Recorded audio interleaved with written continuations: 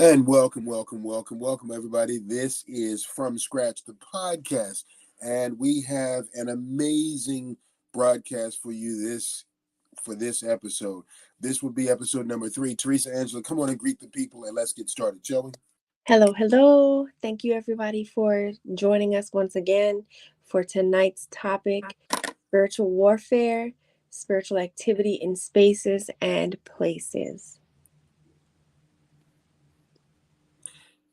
Folks, we just want to take one quick second to say for all of our series, whatever the episodes are, go out to the YouTube channel and you can see the preview. You can see all of our podcast airings out there. And you can also stay tuned to look forward in this series to live streams and pre-recorded segments. This just so happens to be a pre-recorded segment, but we will be doing live chat with this. So you can always take advantage of that through the YouTube channel. Teresa, take it away.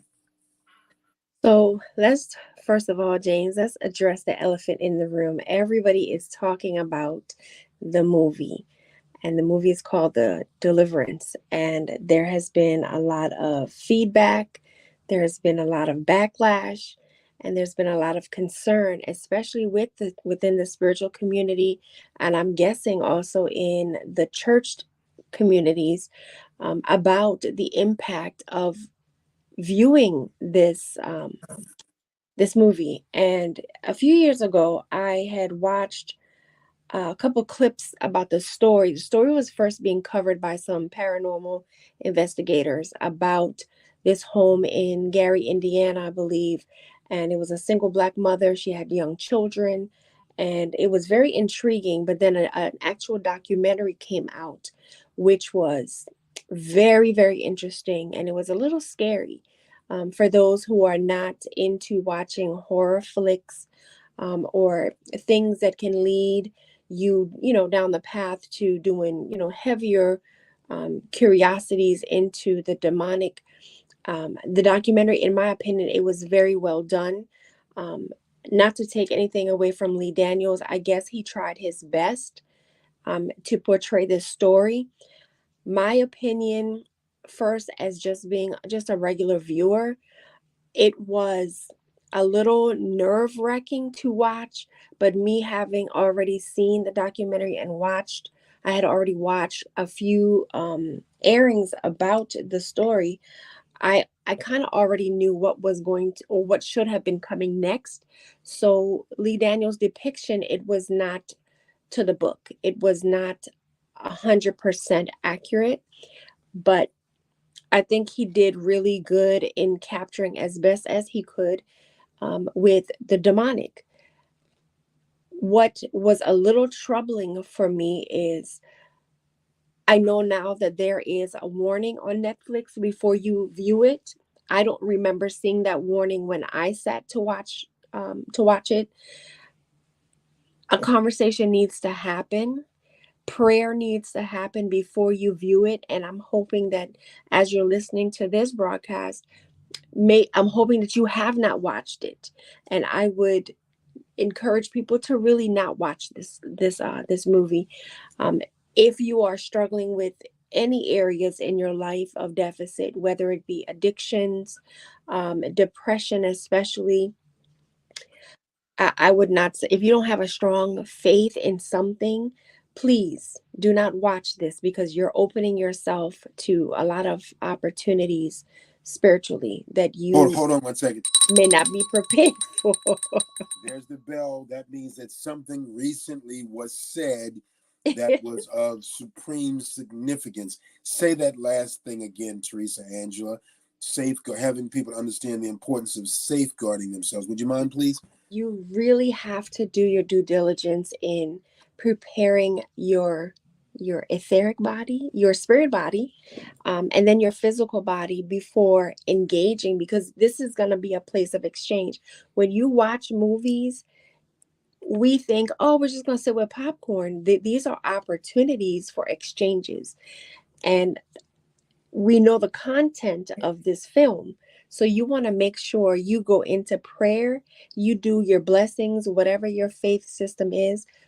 Make sure you cover yourself and those who are going to watch before engaging, because If you are in a space where you are not at 100%, if you have deficits in any area, you want to make sure that you're especially covering yourself. And when I say covering, I'm talking about spiritual hygiene. And that's something we're going to tackle a little bit later in tonight's broadcast. But make sure you cover yourself because you're opening yourself. I would suggest that people not watch it, period. Folks, if you are struggling, as Teresa said, she needs no help, no additional things to get her points across. She is a masterful orator and presenter, so she doesn't need my help. But I just want to say this to further emphasize the point. And let me spell some things out if I could. If you are a person who is dealing with deep self-esteem related issues, if you are a person that is dealing with self-image issues, if you are troubled by a brokenness, maybe a grief-stricken process because of the loss of a family member, if the family member's loss could be recent, it could have been years ago, but if you are struggling through the loss process, and listen, no condemnation, no judgment here. We're not saying these things to make you feel like you're in a box all by yourself, because we are, if anything, we are inclusive, and our goal is to be incredibly inclusive. We are all human beings. We struggle with different things. So these struggles don't make you less than. However, what happens a lot of times in the spiritual realm is that we can be open particularly wider during these moments when we are vulnerable. And into those moments can come spirits. This is not a movie for you to see. As Teresa said, she preferred that you don't watch it. Folks, can I be honest? I chose to not to watch the movie. I just did. I was invited several times to see it with some friends and family, and I said, no, I'm gonna sit this one out, because I know this movie has a kind of a level of spiritual activity that would be troublesome for me. And I just know that from my spiritual journey that I have learned in that evolutionary process. So I haven't seen the movie, but I have heard so much about it, and I have done my research in understanding the nuances that I can speak to it pretty comfortably and confidently. So don't go charging into this movie, thinking it's just another movie like The Exorcist or The Omen. These movies have spiritual warfare levels to them. And this is not one for you to play with. This is not a movie for you to go to, eat your popcorn, and say, oh my goodness, that was scary. No, because you will get yourself twisted if you do without having the proper safeguards. So I'll just say that, bat it back over you, Teresa, Angela. So, if we're going to have a moment of transparency, what day did I watch this movie? I believe I watched it Saturday. I have been home with migraines, severe migraines, since watching. I have not gone to work. This is day 2. I'm home with migraines. But I'm coming out of this. I feel much better now. And this is me having taken the safeguards and having done what I needed to do to make sure that I'm covered. Now, my daughter watched it with me and I oiled her down. She wanted to watch, and I tried to give her the warnings, and because she insisted on sitting with me, I oiled her down. I gave her frankincense oil on her forehead, on the back of the neck, did the whole hookup for her, because we need to go into these situations very spiritually mature. Um, so the movie in itself, like I said, there are a lot of instances where I know for a fact, maybe the writer, maybe the producers, they are not even aware exactly of where these portals are, but watching it, I know exactly where these places of exchange are. So when we go before an altar, there's always a conversation that's happening spiritually between you and who you're serving. And in sitting and watching these creative deliverances, these are also places of exchange.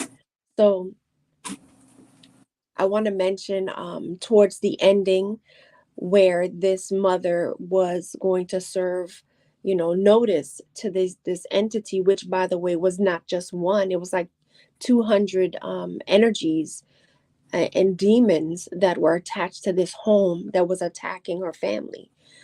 Um, and with the creative license that Lee Daniels took, he changed some of the story, but she was in the basement going to war with this energy, and this entity had contorted and changed its own image to look like her mother, to look like her children, and then finally to look like herself, which people are watching the movie and I don't know that they're understanding the levels of evil that displayed.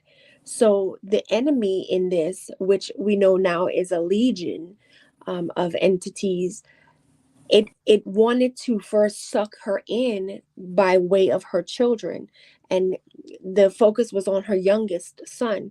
And when it couldn't get through with that, it went through all of her children.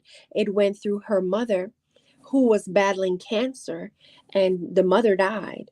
Then it went through a woman that she met who was like a spiritual like a spiritual. I don't know that she was a pastor or maybe she was a preacher in the movie. I'm not sure. But this woman came into her life and was teaching her about the importance of calling on, on her God to save her. That woman died in the middle of the actual deliverance, but the mother stayed in the basement and she began speaking her prayer language. We know that as speaking in tongues. And that is what really provoked this demon to then transform itself to look like her. So she's watching a mirror of herself, and that is to confuse her. Well, I don't want myself to die. I don't want to die in this. And that was the exact ploy of this demonic being, was to make her think that you don't want yourself to die. I've gone through your kids, I've gone through your mother, I've even gone through your spiritual helper. Now I'm going to show you the real battle. And she had to battle herself. Again, people who are watching, they're not paying attention to these cues. So again, take it from me, I do this. I have been contracted to go to homes to clear homes of entities. This is my forte. And if I'm telling you don't watch, please don't watch. Yeah, it's important, folks. It's important. But we also, in the same breath, to our listening and viewing audience, listen, folks, you do not need to be in fear of this. Here's how it works. And I know, Teresa, you'll lend some credibility to this. The way our reality is set up, there is low vibrational energy, there's high vibrational energy. If you want to understand it in terms of a spectrum of light, there is light and there is darkness. And the spiritual principles are as follows: high vibrational frequencies always trump lower vibrational frequencies. When we call things spiritual warfare or warfare in the spiritual realm, it's the high versus the low. And guess what, folks? I really want you to hear this. When Teresa and I were putting together the content for this, we wanted to make sure we leave everybody with empowering thoughts. Here's your empowerment. Let me ring the bell. Here's your empowerment. High frequencies, vibrations always trump low frequencies and vibrations. High always trump. There's never not a case that doesn't happen. And when you watch these movies, you'll see the play. So it's important for you in this broadcast to take away that you want to pick a side, choose a side, light versus darkness. If you are on the dark end, light will always trump. If you're on the low vibrational end, high will always talk. Listen, go back to the YouTube channel from scratch, and you can take a look at our last two segments that'll explain the vibrational frequencies. We talked about gratitude and some more things, but we won't have time to go into that today.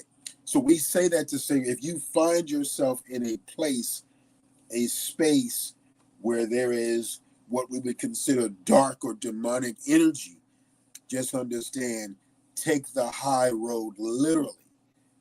That's where in the movie the woman's prayer language came out. And that's where speaking affirmations, that's where choosing to be in a mindset of gratitude, fear, anger, despair, they're low vibrational frequency.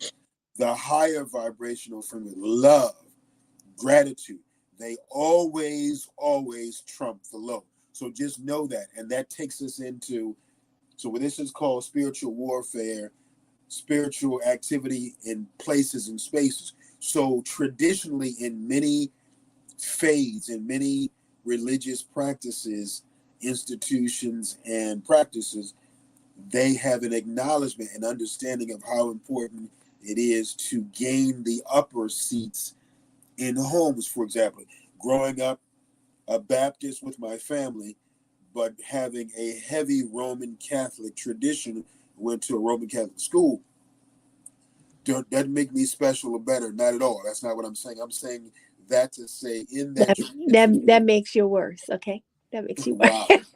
Thank you, Teresa.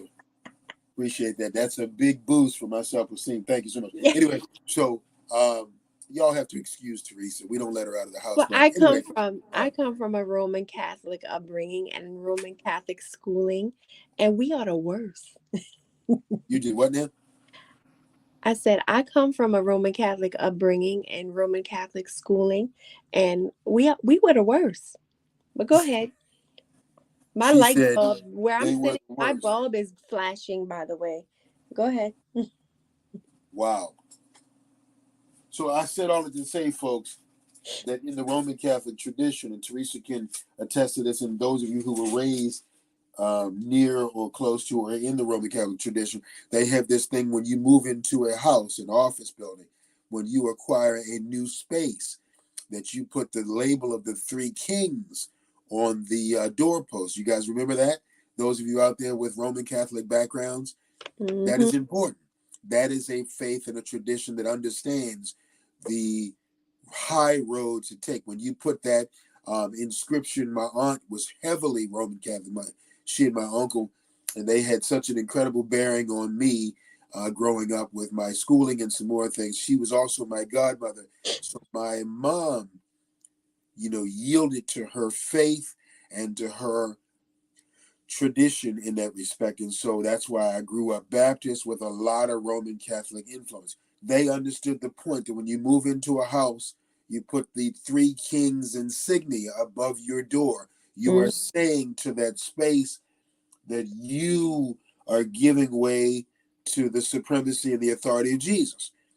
And they had the three kings. Then there's a three kings celebration that happens in January. And there are different faiths that have different practices, but it's the same thing. They understand that the space that you intend to occupy needs to have a hierarchy of which you're choosing to be on the higher end. I don't know if I explained that well enough, but Teresa, please add some value to that if necessary. So of course, so let me first say this: when you go into a space, or let's just say the house next door to you is vacant, just because there's no tenant in there doesn't mean that there's no tenant in there.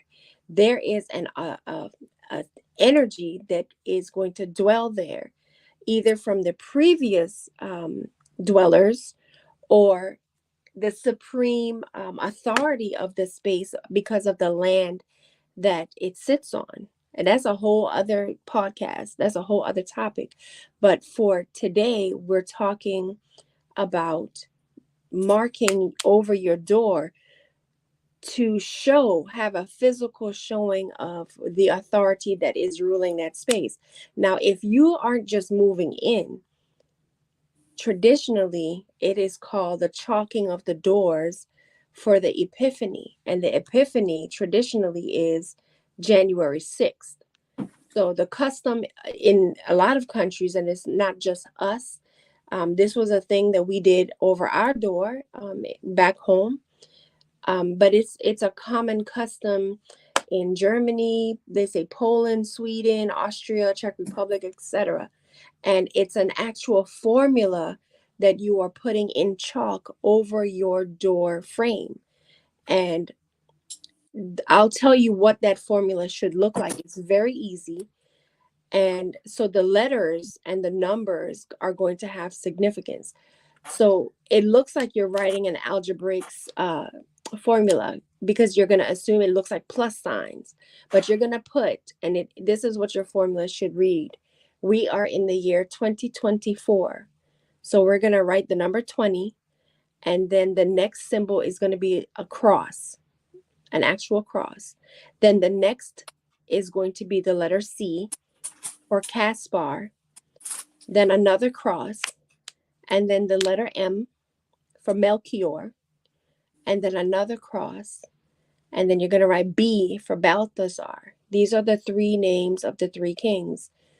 And then another cross after the letter B, and then the ending of the year, which is 24.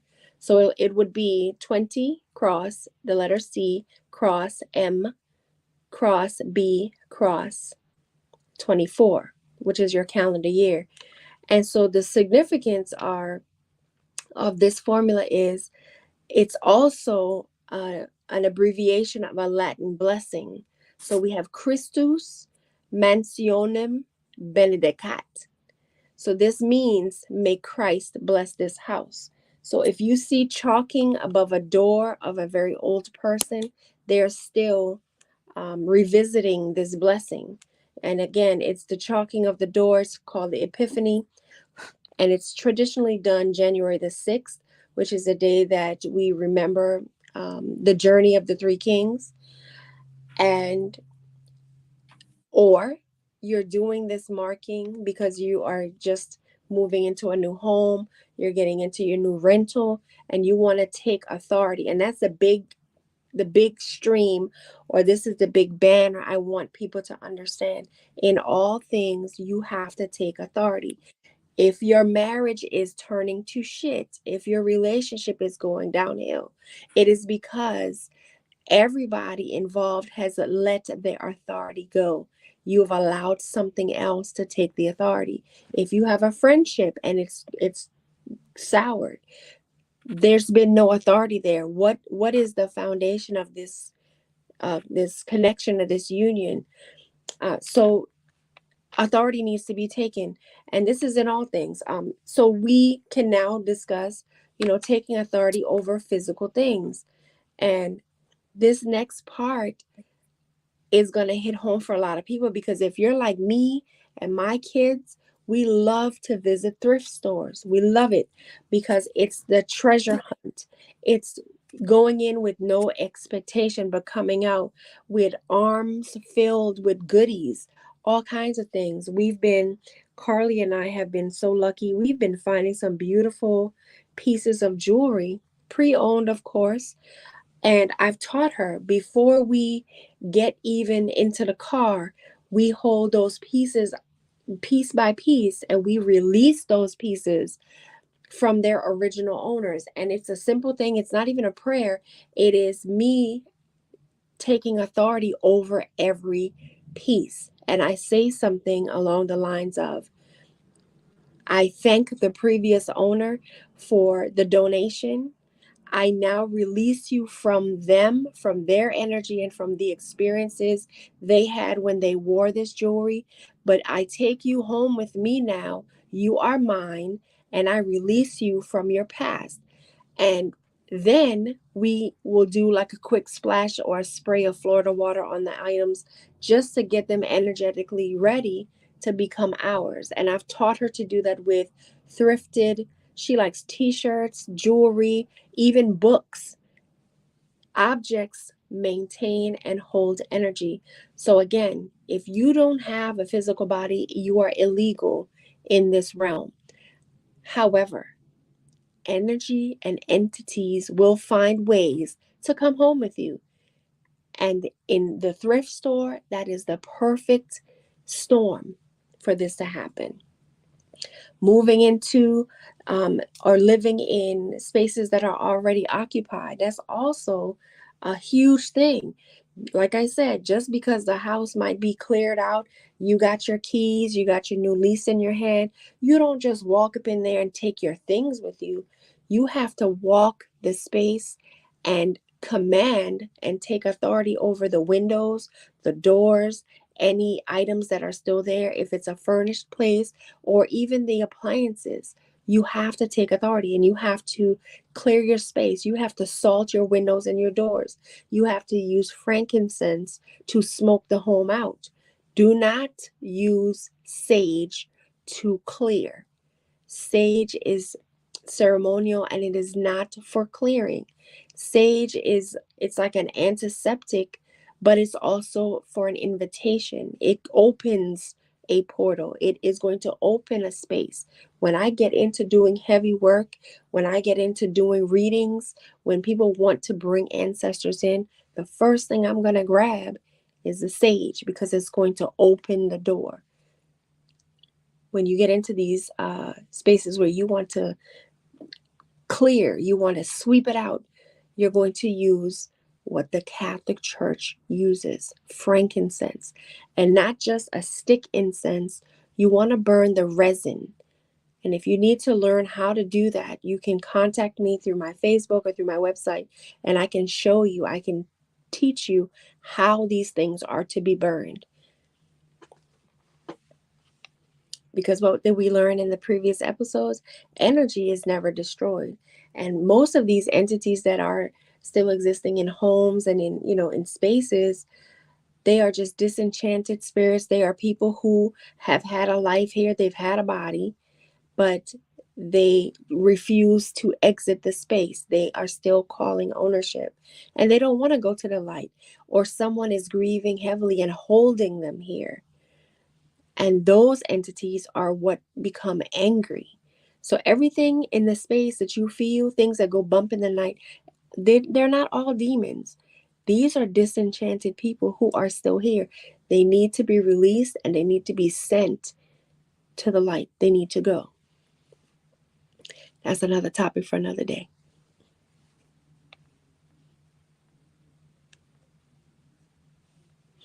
Can you hear me? I can't hear a word you're saying. Can you hear me? Now I can. Go ahead. Okay. So, folks, what we're talking about in the simplest of terms is this. Spiritual things are about intent.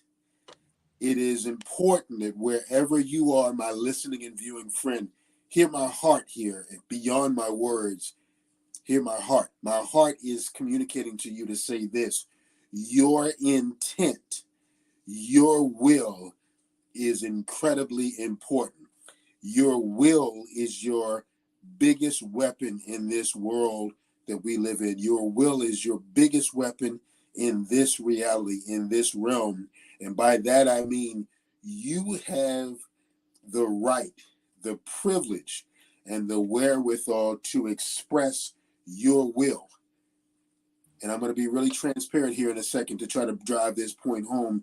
Whenever your will is challenged or somebody tries to suppress your will, that is very low vibrational, but that begins a spiritual warfare situation. A spiritual battle needs to happen and follow that. Let me give you a case in point. So what we've been talking about, when you move into a space, a place, brand new apartment, as Teresa said, brand new home, you want to fill that place.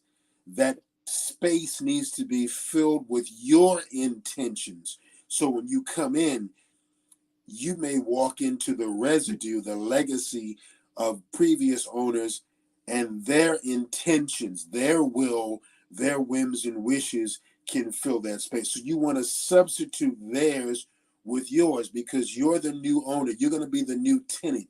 You have the right to have your will, your mindset, your intentions be the prevailing will and mindset and intentions in that place.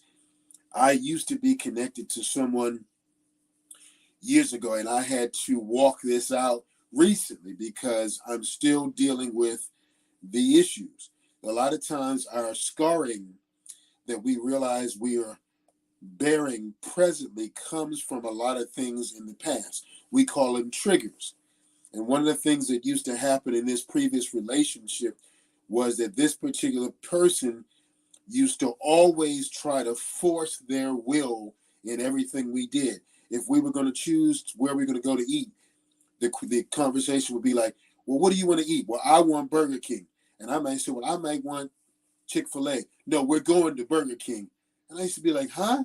Like, in other words, you asked me, but you really didn't care what my response was. It was going to be your way or the highway.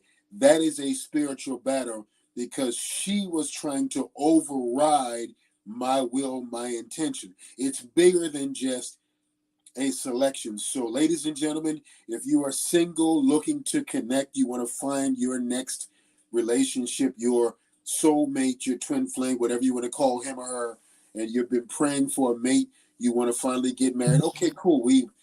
We can appreciate that. Everybody's been there, right? But make sure you select a person who is accommodating, somebody that will honor you enough to hear and to give way to your will and your wishes and your desires. Somebody that continues to try to suppress your voice, your gifts, and your talents. And they always want to be supreme. They want to have their way be the way that has to happen.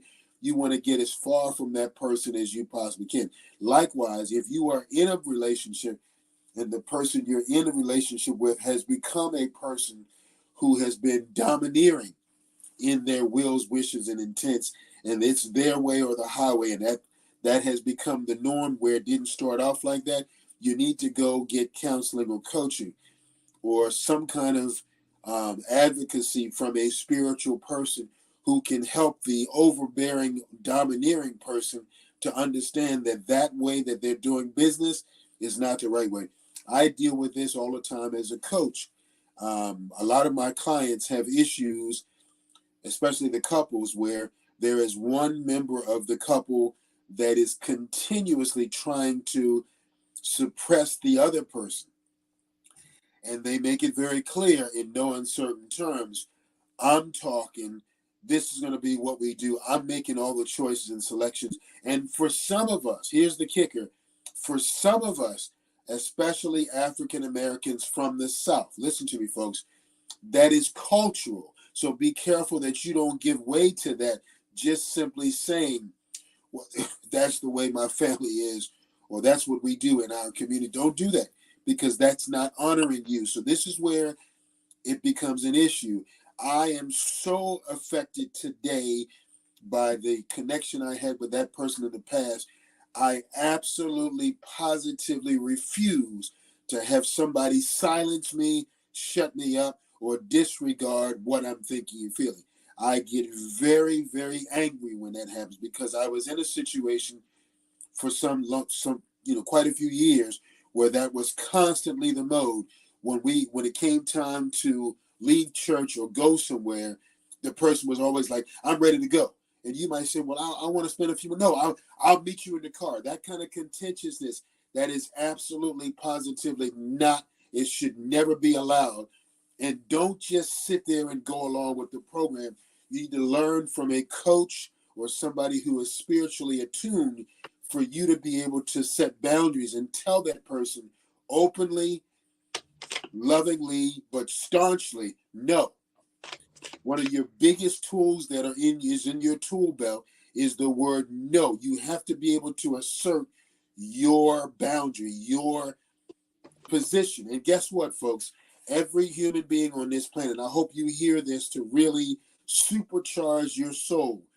Every human being on this planet is a powerful force in and of themselves. You were created as such. Think about this. Every person on the planet, all 9 billion of us, were created and we were brought into this existence, this realm of reality to do something incredible.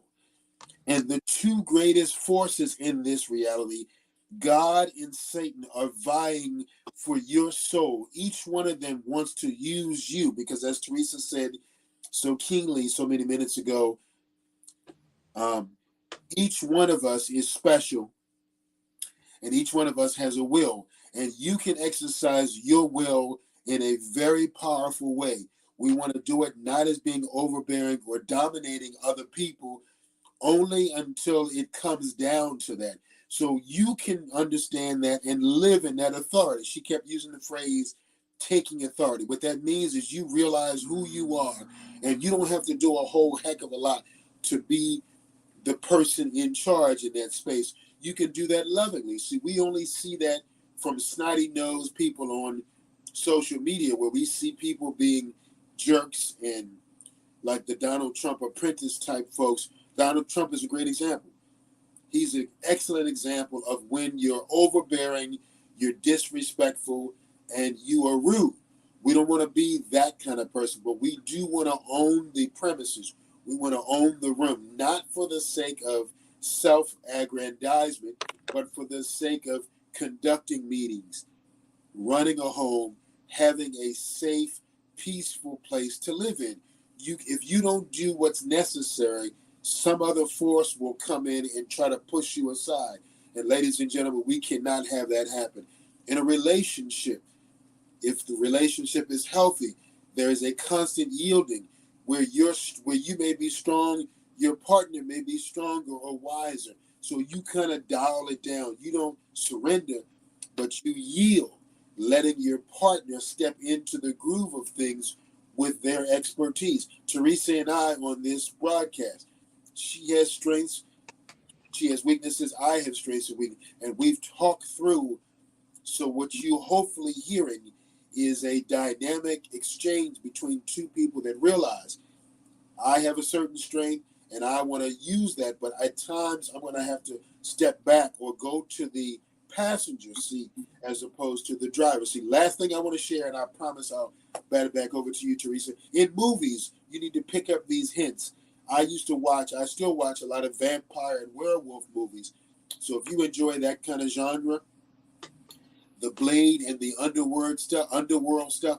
What's really important for you to know is vampires in those Hollywood movies are not permitted to go into people's houses except and only when the homeowner gives them permission to cross the threshold. So folks, understand, you are the ultimate say so. Your will is the will in the room, in the place. So what you allow, if you decide to let something in, a spirit, a prevailing mindset, a prevailing way of philosophy, if you allow it, it'll come in and it'll flourish. If you don't allow it, it can't come because your will can't be overridden. God will never override your will because he gave you a will for the point of establishing some things in this reality. Satan, on the other hand, thrives on pushing past us to establish his will, which is why we can never let him come in. We should never invite him in.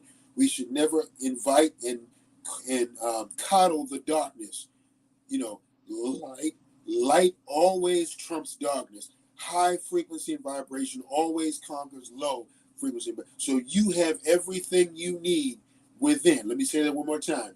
You have everything you need within. Oh my goodness, I just went off on a tangent. My apologies, folks. I just wanted to share those things with you passionately. Teresa, forgive me. Go ahead, my love. Jump right in. So,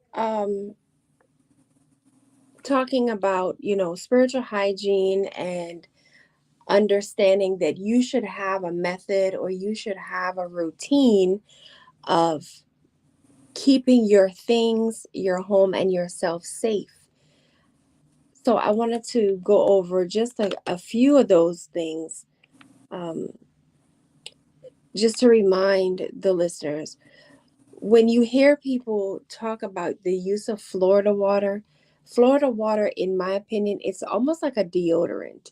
It's it smells good and it's good for like a quick clearing. Right before I touch my cards, I'll wash my hands in Florida water to clear the energies from my palm chakras, meaning I am mentally ready to jump into doing a session. So Florida water, it's very basic, it's cheap, and you can find it anywhere. They sell it on Amazon now, but it is just it's your quick and your first line of defense.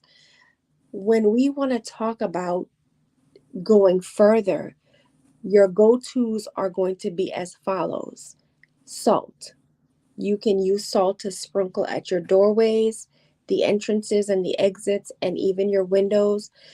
As simple as sprinkling a little white line straight across on the front of the doors and on the back of the doors, especially the window seals. We can talk about the fact that And shout out to my oldest sister who is now resting in power, but to my sister Maureen, who taught me everything I know. She planted seeds and the importance of understanding how important salt is in your life. Placing the salt at the doorways, the belief, at least for us culturally, was that it would take whatever that entity is, or at home we say it's a jumbi, it would take the jumbi however long to sit and count every grain of salt before it would be allowed to come into and pass the threshold. Salt carries a frequency of cleaning. And so if you don't want to do this salt stuff at your home because you don't want to freak people out or scare people, what do you have that's in the Caribbean that is free? At least even now, some of these spaces are free. We have some gentrification happening, and we have a lot of colonizers coming in, but the beach is still free, to my knowledge. Most beaches are still free. The salt in the water, it is so healing. You can go in and you can undo things that have been called over you, that have been sent to you, hexes, curses. You can start by having a salt bath. If you are not having access to a beach, if you're in your home, if you do not live near the ocean, you can do a salt bath at home. The key is to get the salt to get on your skin and let that salt dry on your skin. When we want to up it a notch, then we want to talk about oils. What kind of oils? Any oil. It can even be cooking oil, but preferably we want to do olive oil because of the healing and because of the spiritual significance of the olive itself. Blessing the oil. You can bless it yourself. You can read Psalms. You can chant mantras over your oil, and then you can begin to use the oil. Well, what are you doing with the oil? Again, sealing your windows and sealing your doors, putting the sign of the cross in oil with your finger on the fronts and backs of your doors, on your windows, on your window sills. Then we move into understanding the importance now of frankincense. And we've talked about frankincense because that is, we're looking more at the incenses and the things that we can burn to create the smoke.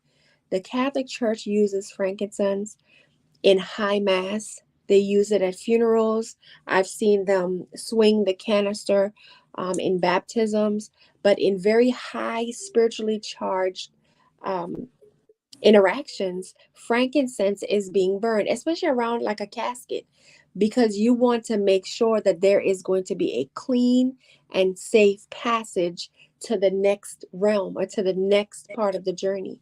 So burning of the frankincense in the home. You want to make sure your windows and your doors are open because you don't want to burn um, these burnables, and you're going to have entities in your home swirling around. They're not going anywhere.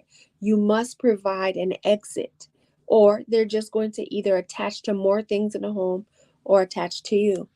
Um, so clearing the atmosphere. So again, as a recap, Florida water is going to be your deodorant. You want to put it on every day. You want to spray. You can put it in a spray bottle. Spray yourself, spray your things, spray your wallet, spray your car. Sage should be used for ceremony, and it is when you want to invite spirits in. And then when you burn the sage, you want to go behind and burn something sweet following it, because sage is going to create a pocket or a space, and you want to fill that space with something. And that something should be something sweet. So you want to come behind it with like a sandalwood or a jasmine. Some people even burn like some nag champa to fill that little space.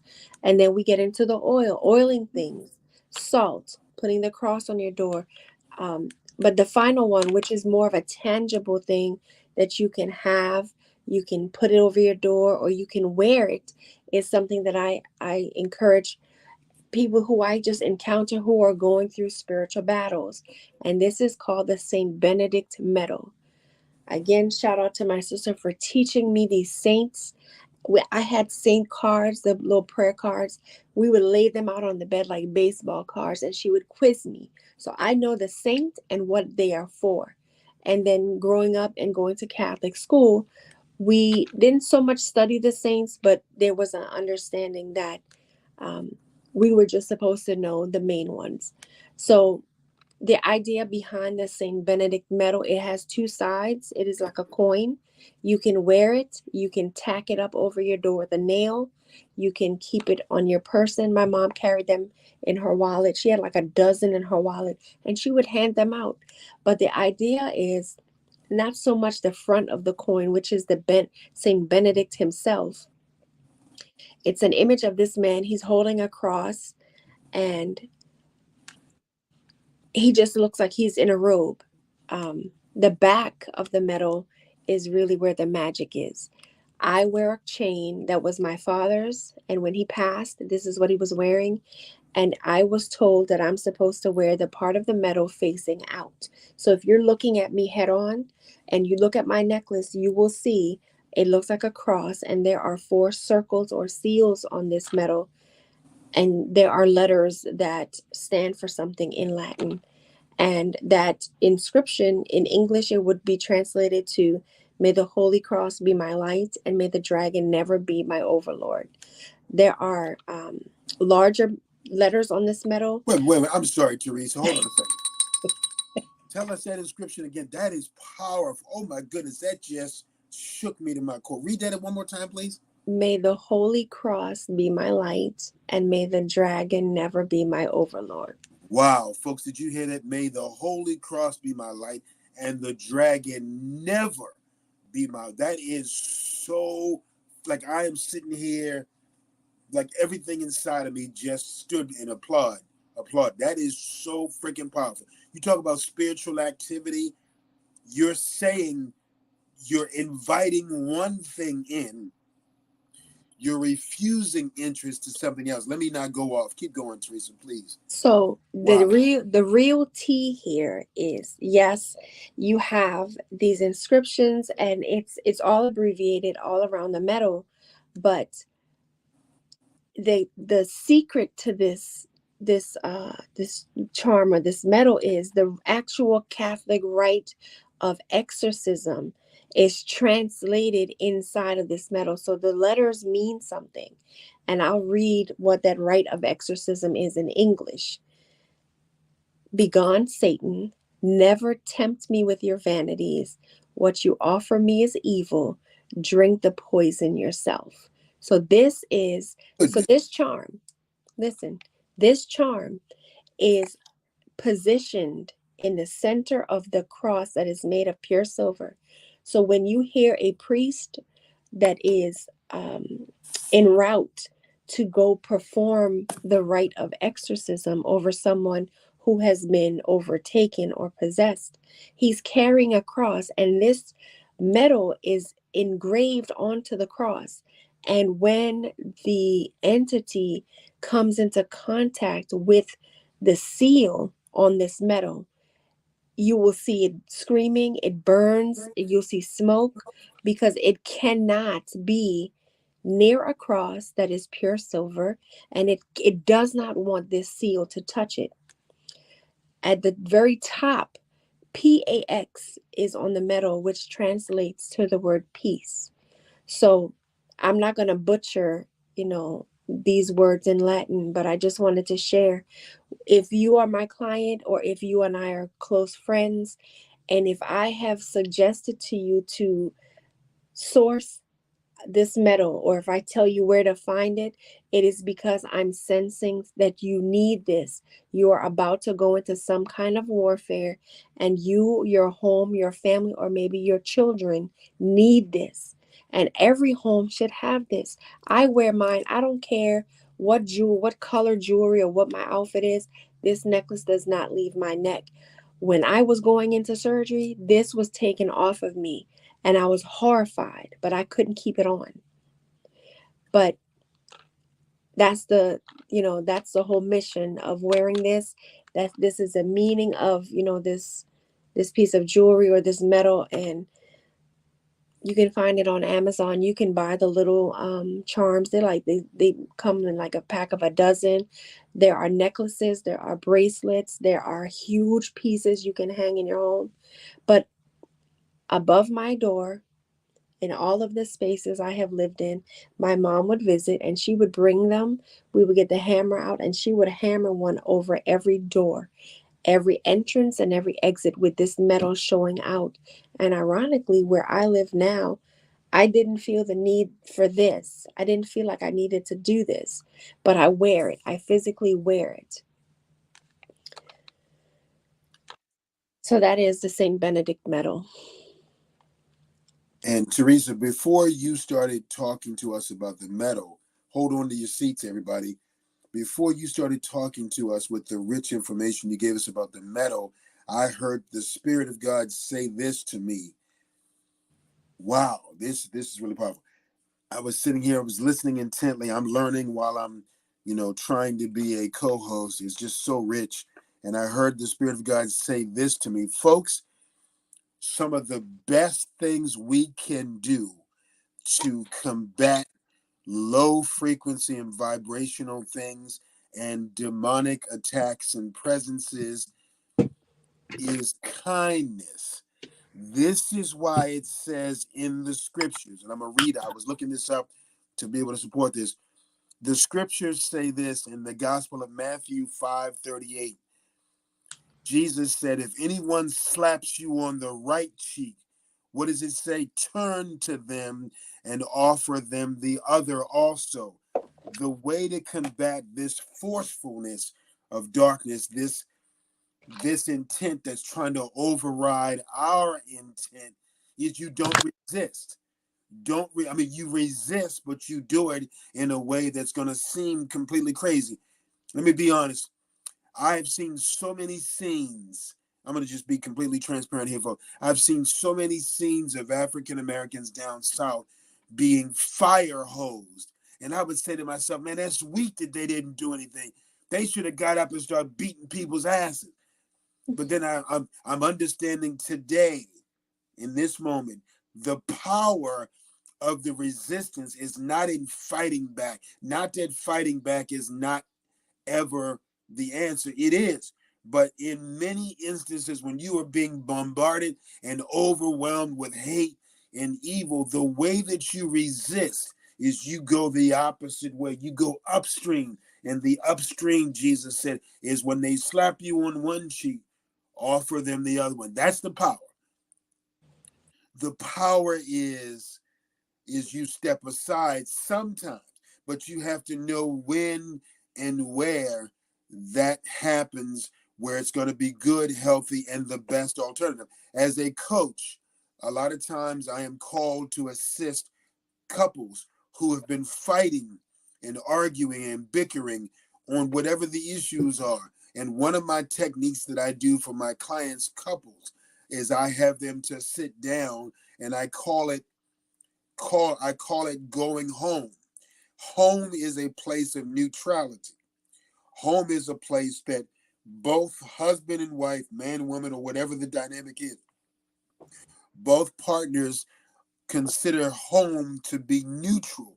There's no big I's and little U's. And so I tell them, when they get to a place where they feel like they're going to be prone to arguing, fussing, and fighting, one of them call home, which means we're going to go to that place in the house where we realize that it's neutral. And I tell them to go there, hold hands, lean in toward each other. So you're telling your partner that you're preferring them in this moment. And you begin with speaking affirmations. You say to them, I just have to tell you, I really love what your hair is doing today. Your lips are especially scrumptious today. You start with something positive about your partner and you build a conversation from that. So you start by saying, wow, your lips look really sexy today. I love your eyeliner. Babe, I just want to talk to you about, and I teach people this powerful transition in coaching. And I say, you mention to people what it is you like and what it is you don't like, but you do it very lovingly, very sensitively. You say, I really love it when you do, and fill in the blank, something that's positive. You say, but it really bothers me. It really troubles me when you do X. That is a powerful statement of affirmation, of you speaking out from your self-love, but it addresses the issue. So home in that instance is a place of neutrality. That's where you're both saying, in this moment in time, I'm not going to force my will. Never mind who's right or wrong. We're going to begin equally and we're going to build from that. And that's great in a relationship, when you have a one-on-one situation. That's great for groups. I've also done coaching for interventions for families to get families back on track when there's been a traumatic incident and it's thrown the balance of an entire home off. I've had them to use this technique. So anyway, the point we want to mention is Teresa has been sharing with you some tips and tricks and things you can get. Metals, incense. She's explained about the importance of what sage and Florida water can be used for. We're talking about salt. We're talking about things that all of us average Joes and Joannes can do to exercise our will and low vibration. And these are some things you can do, but never discount the power of just plain kindness. One more scriptural verse, it says somewhere, and I'm paraphrasing, my apologies. I'll get this and put it in the comments later. When you encounter somebody and they're, angry, I forgot how it said, you should offer them drink and food. Again, we're talking about going in the opposite direction because the things that matter in the supernatural are the things that would be opposites in the natural. They may not seem like they're working. It may not seem like the thing to do. Like one of the things that's really good, Teresa and I are learning in our individual lives, is when you reach a difficult place financially, find somebody to bless. If you got $5 left, give somebody two. Just give it away. And you might say, well, that's crazy because I need X number of more dollars to meet a bill or to pay a creditor. But it's a spiritual principle. The things that really work effectively in the supernatural are against the grain in the natural. We'll talk about that. That's a whole separate podcast. But I just want to mention that with 3 minutes left, Teresa, what do you have for us as takeaways from this broadcast? So let me just say, that's the difference between your nice coaching and my coaching. Because if you fuck with me, if you fuck with me and you fuck with my man or my children, I'm not going to turn the cheek. Hear me when I say you're going in the fucking jar. I'm putting you in a jar. I'm putting you in the freezer. I'm gonna have you. You're gonna be the paper in my shoe, bitch. Because I'm not. We're not playing. I live my life in a very peaceful fashion. However, if you poke the bear is coming out. So that's the difference. I do gangster coaching. You do this really nice life coaching. It's really great. It's wholesome and it's scripture based. I'm grassroots and I'm for the streets with my coaching. So you're going in a jar. Teresa, y'all, is an Aries, and an Aries wants to always empty the whole clip. Teresa's not done. Teresa doesn't conclude until there's blood on the walls and the ceilings. When there's blood on the walls and ceilings, you know what? Then she can leave. Sometimes, it's nice to live your life according to these principles and these practices. And I'm sure when I'm in my 80s, I'm going to default to that. However, right where I'm at now, you're going to catch all of this smoke, all of it. So moving on.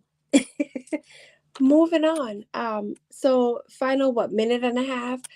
I just wanted to, maybe we might go over. Can we go over a little bit? We can go over a little bit. I think that's allowable. Sure. Let's give the people what they want.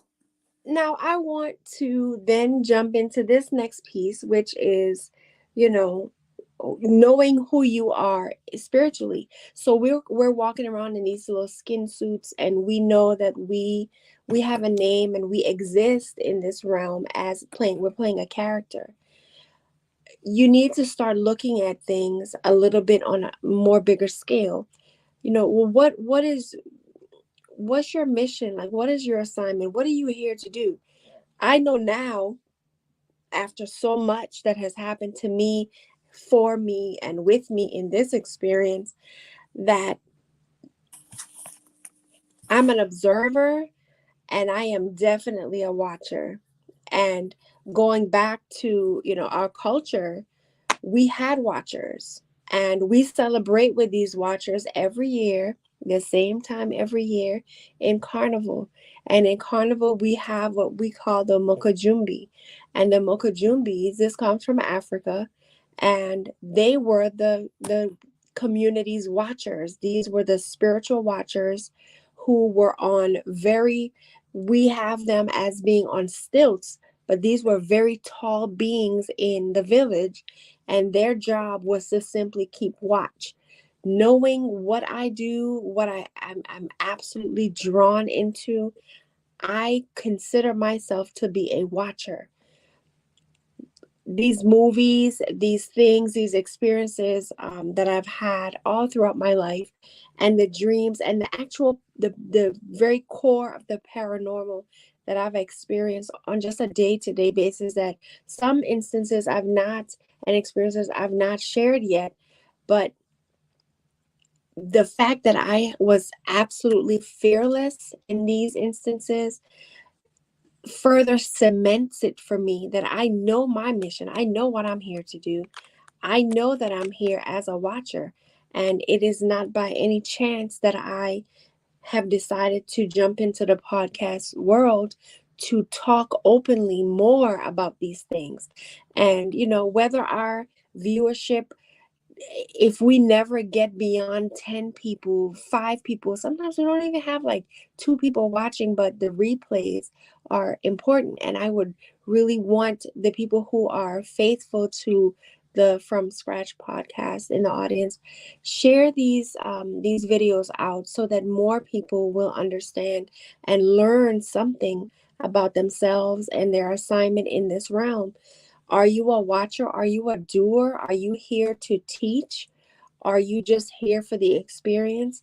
When you understand your role and you know firmly what you are here to do, then you can be more efficient in serving yourself and those around you and your family. If you are in a situation or you're in a space where maybe you're in a relationship and you are taking more on of the authority over the space and over the home, what you need to know is, because you're stepping up, if you're the female and you're stepping up to take care of the spiritual hygiene, to constantly pray over the space, to seal your windows, sealing your doors, and you're doing everything you know to be necessary, but you have a partner who is out of position, understand that the target on your back is going to be very big. Your partner is going to have a target on their back as well, but you taking the leading role, the target and the trials are going to be greater on you and over your life. And that is to discourage you from doing what you're doing.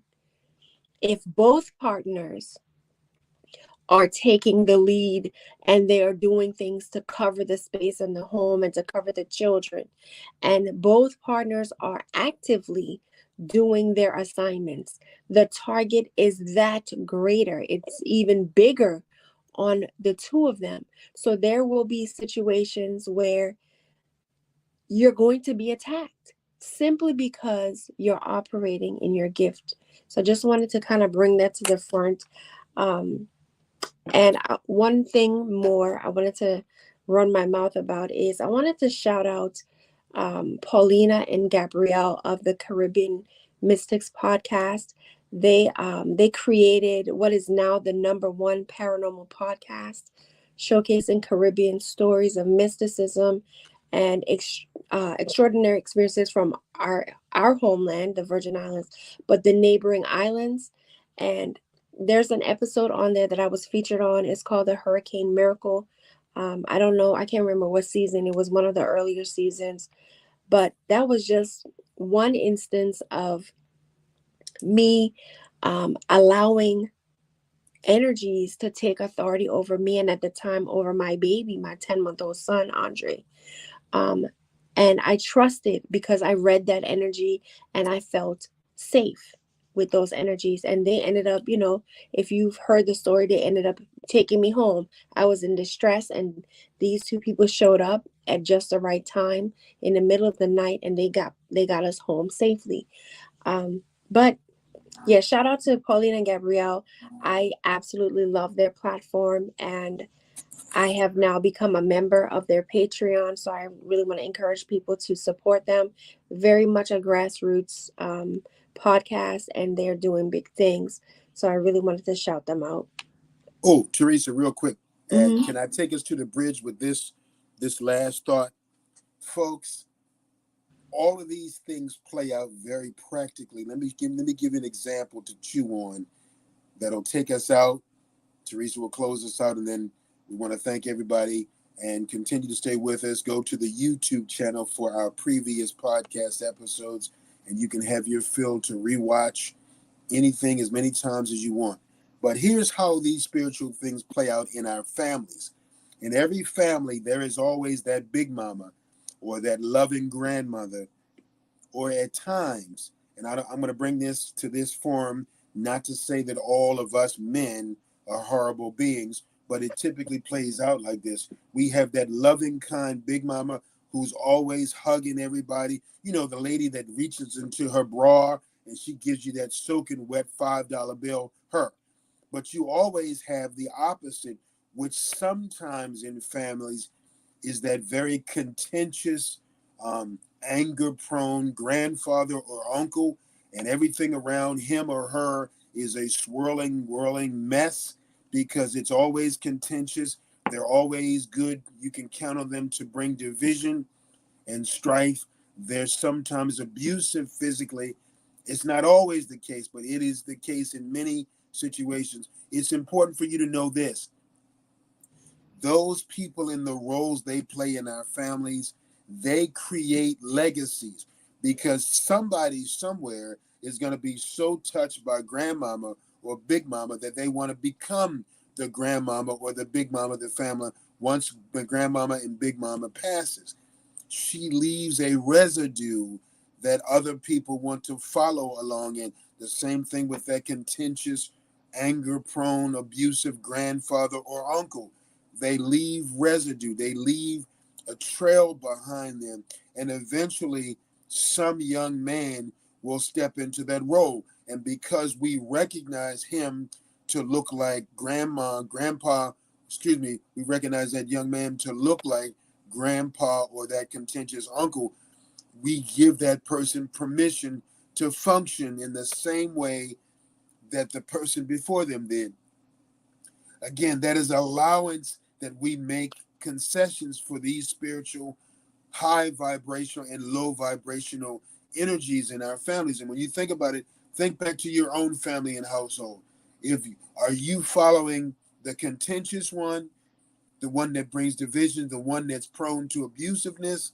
Are you always yelling and screaming? Or are you following the big mama type who is constantly giving gifts, cooking meals, and bringing the medicine to the contentious situations? That's how those things play out in our families. So, single people, know who it is you're connecting yourself to.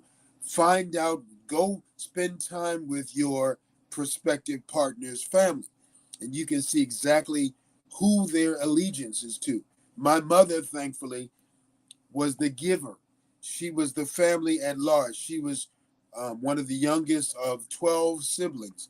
And my mother became, as I came along growing up, my brother and I, we saw the influence my mother had. Everybody loved her because she was the kind hearted. She took the high road person. She was always mending fences and bringing unity to the family. When there were people that were arguing, they would call my mother in to mediate. And so, likewise, I grew up around that. And so, my tendency is to give. In my current relationship, when I connected with this wonderful woman that I'm connected to, and when we moved in together, I said to her when I walked through the door, I said, "Look, I'm not here because I need you to help me with anything. I'm not here to take, I'm here to give." And I've come in to this relationship and tried to be true to that nature, giving every chance I can, supporting financially, which is nothing that deserves a applause or a pat on the back. But my point was, whenever there is situations to give, I try to give and to give freely, not to be the contentious type, because I'm taking after the things that I saw, the high vibrational things that I saw from my mother. And my father was a high vibrational person as well, and how he interacted with my mother. So I tend to do those things following these two people. Folks, ask yourself, who are you following, and what life evidences are you giving that other people can see that you are either a child of grandmama or that contentious man? Think about that So, as you do your interactions and pattern yourselves accordingly. Teresa? so there are people who were not raised by their mom, or they weren't raised by their actual parents, but they were raised by, from the hand of maybe either the medicine or the monster. And so I just want to encourage people to look for the medicine in the relationships and try to stay away from the monsters. We sometimes end up joining on to people who aren't medicine. And it's, coming into the older age now, you can look back and you can start to count all of the time that you have lost being connected to a monster and not the medicine. And I refuse to live in that way anymore. And my children are learning that lesson as well. I have ended marriages for less than that. So I just want to encourage people to just always look for the medicine. You don't want to be connecting to someone who is like, it's like their whole mission is to break you. You are already on a mission, and your mission has purpose, and you are supposed to be crossing paths with high vibrational people, and you're supposed to be teaching, and you're supposed to be sharing parts of your story to free people and to get people released from certain bondages. And you can only do that when you yourself are living in your truth. So, with all of that being said, I also want to announce that our next episode, we actually will be putting out two this week, Friday. We will be featuring a very good friend of mine, my colleague in hypnotherapy. Her name is Alicia Dupre. I can't wait to have her on so that we can talk shop. And it's going to tie into our previous episode, tonight's episode, and what we plan to discuss on Friday. And it will be us talking about our own experiences in hypnosis, um, with entities that we have encountered, attachments, and people who carry, certain types of energies that some are aware they carry and some do not know that they have passengers with them. And this is all what unfolds in some of our sessions doing hypnosis, whether it be QHHT or traditional clinical hypnotherapy. So that is Friday. So when you see another placard pop up, just know it is us. We are going live again, and that will be slated for Friday. So in closing, thank you for all who have tuned in to tonight's episode of the From Scratch podcast. We hope that you found our discussion on spiritual warfare, spiritual activity, and the importance of hygiene when dealing with the supernatural, both enlightening and thought provoking. Your engagement and support means the world to us, and we appreciate you being a part of this journey as we explore the depths of these powerful topics together. As you navigate your own spiritual paths, remember to stay grounded, practice discernment, and prioritize your well being. If you enjoyed today's episode, please consider sharing it with friends and family, leaving us a little review, as your feedback helps us to grow and reach more listeners like you. So please like and comment and subscribe and all those fun things through YouTube. Join us next time as we continue to uncover new insights and share experiences that inspire us all. Until then, take care, stay curious, and keep seeking the truth from scratch. This is Teresa Angela of Intuitive Tarot and Quantum Healing Hypnotherapy. And my co host, we have James W. Falcon, Master Life Coach. Take it away, James. Folks, we really appreciate you, as Teresa said. Master Life Coach, founder of the Helps Network. Encouragement is key. Thanks so much for watching and listening, folks. We'll see you next time around. Take care.